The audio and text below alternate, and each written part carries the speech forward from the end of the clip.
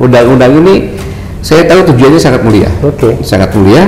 Karena dengan demikian investasi akan datang, kemudian roda ekonomi berputar, ekspor banyak, pajak masuk banyak, kembali lagi ke masyarakat, sehingga sandang, pangan, papan masyarakat bisa. Karena seperti yang dikatakan Din, jangan kami digembosi. Siapa yang mau gembosi? Nyatanya belum apa-apa udah gembos kok. Ada 1 juta yang sarjana. Kewajiban pemerintah harus menyiapkan ini, menyiapkan lapangan kerja ini. Menyiapkan lapangan kerja berarti harus ada investasi baru untuk tempat lapangan kerja ini.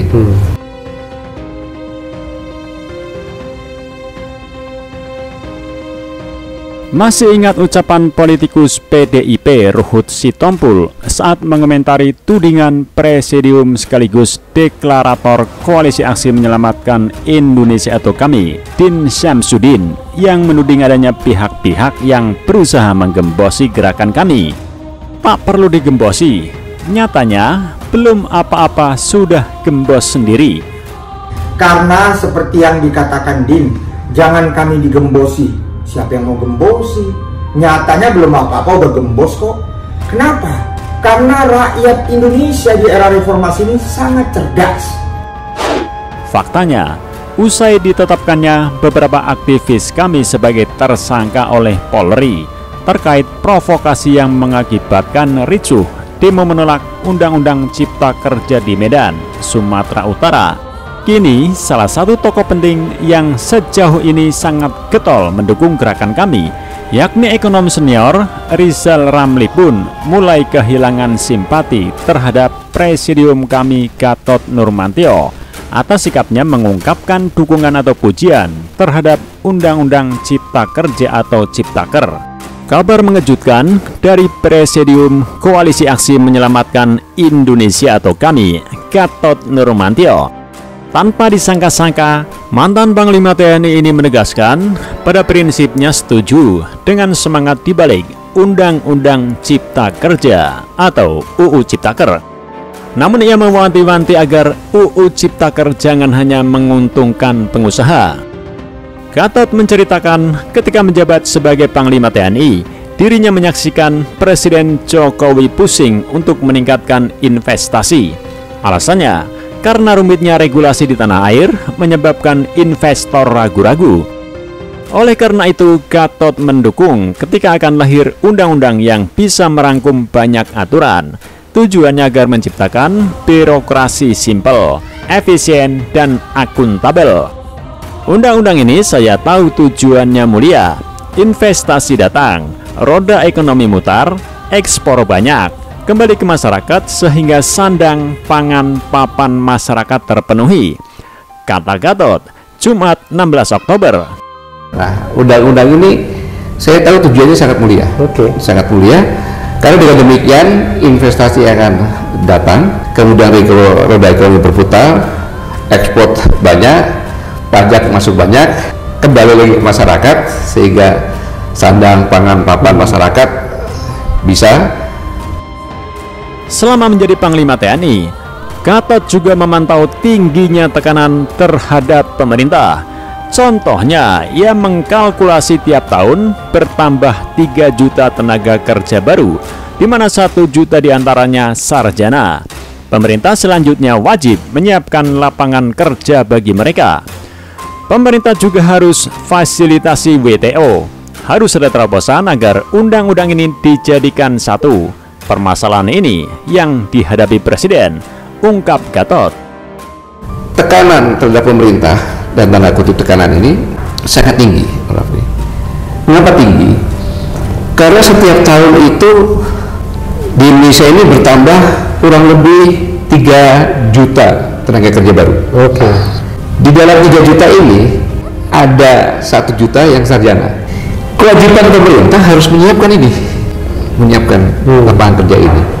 Menyiapkan lapangan kerja berarti harus ada investasi baru untuk tempat lapangan kerja ini.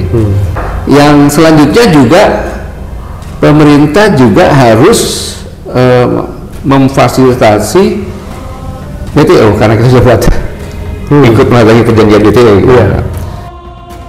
Gatot mengingatkan agar kehadiran Undang-Undang Ciptaker sesuai semangat awalnya, bukan malah makin menyusahkan rakyat.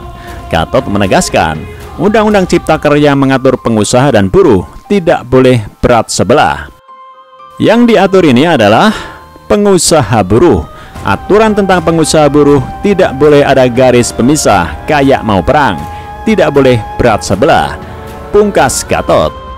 Sikap Gatot Nurmantio yang mendadak berbalik arah tak urung membuat ekonom senior Rizal Ramli terkaget-kaget.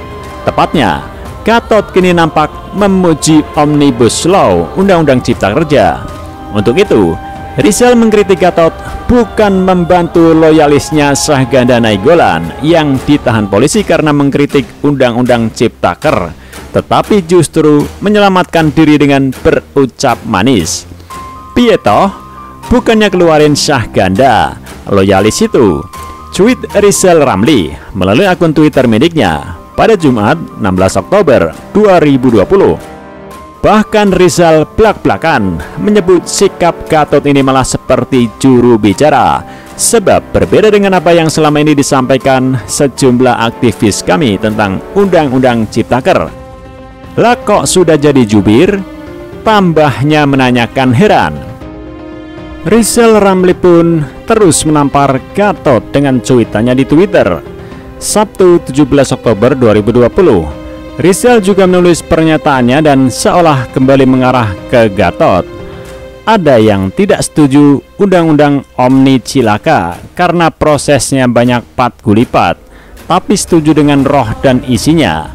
Padahal undang-undang itu akan semakin memperkaya oligarki dengan menindas buruh dan abaikan hak-hak adat dan lingkungan hidup. Jadi kelihatan warna aslinya deh berpihak kemana. Tweet Rizal Ramli. Diketahui, meskipun tidak secara langsung menghadiri deklarasi, Rizal Ramli adalah salah satu tokoh yang sangat mendukung gerakan kami. Rizal Ramli bahkan sempat angkat bicara terkait penangkapan petinggi kami, Syahganda Nainggolan dan Jumhur Hidayat, lantaran disebut menunggangi masa aksi tolak Undang-Undang Omnibus Law Cipta Kerja. Rizal Ramli mengatakan penangkapan sejumlah aktivis gerakan Koalisi Aksi Menyelamatkan Indonesia atau kami tersebut tidak efektif dan hanya akan merusak citra Polri saja. Meski begitu, Rizal Ramli sendiri meyakini bahwa penangkapan para petinggi kami tersebut dimaksudkan untuk memberikan efek jera.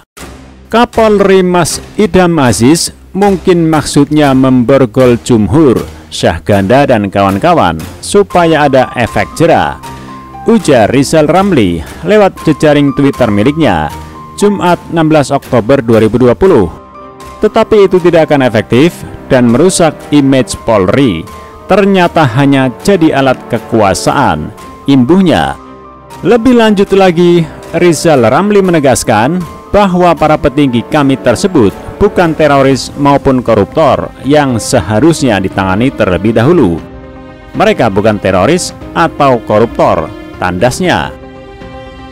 Sikap Gatot ini memang cukup mengagetkan karena terkesan aneh dan melunak, sebab diketahui sebelumnya Gatot Nurmantio memastikan gerakan moral yang dipimpinnya tidak akan mengubah kami menjadi partai politik meski akan tetap mendukung rakyat dalam menyampaikan aspirasi mereka.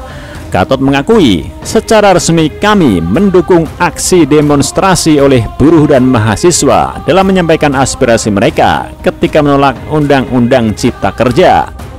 Hanya saja dia mengatakan kami secara organisasi tidak ikut dalam aksi tersebut, apalagi mendalangi aksi-aksi sebagaimana yang dituduhkan oknum aparat kepolisian. Terkait aksi demo penolakan Undang-Undang Cipta Kerja, Gatot mengakui ada keresahan mahasiswa dan buruh terkait masa depan dengan adanya Undang-Undang Cipta Kerja. Pada sisi lain, pengesahan undang-undang tersebut terkesan seperti pekerjaan siluman karena dinilai tidak transparan.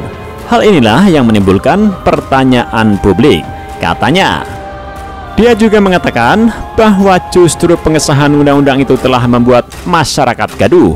Padahal Presiden Jokowi sebelumnya mengingatkan agar masyarakat tidak membuat gaduh karena Indonesia tengah menghadapi bencana non-alam, wabah COVID-19, yang juga telah memperburuk kondisi ekonomi.